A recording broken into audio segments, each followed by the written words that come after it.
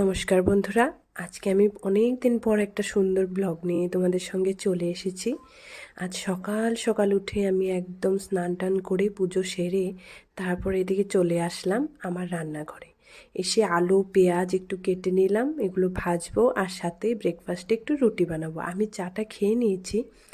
তো প্রথমে আলুগুলোকে আমি ধুয়ে সাইডে রেখে দিয়েছিলাম, আর এদিকে দেখতেই পারছো তোমরা তেলটা গরম হয়ে গেছে, তো আমি সাথে দিয়ে দিলাম আর একটু আমি কিন্তু ছানা ফাটিয়ে নিয়েছিলাম, ওটা সাইডে রেখে দিয়েছি। তো ওটা কিন্তু আমি লাস্টে অ্যাড করে দেব। তোমরা কে কে খেতে ভালোবাসো এইভাবে আমাকে বলবে।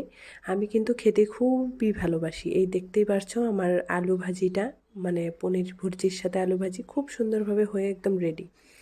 আর আমি এদিকে রুটিটা বেলে নিচ্ছি। রুটিটা হওয়ার পরে আমি প্লেটে নিয়ে নিলাম আর নিয়ে আমি বসলাম খেতে। তো আজকের ব্লগটা আমি এখানেই শেষ করছি, আর খাওয়াটা খুব টেস্টি ছিল।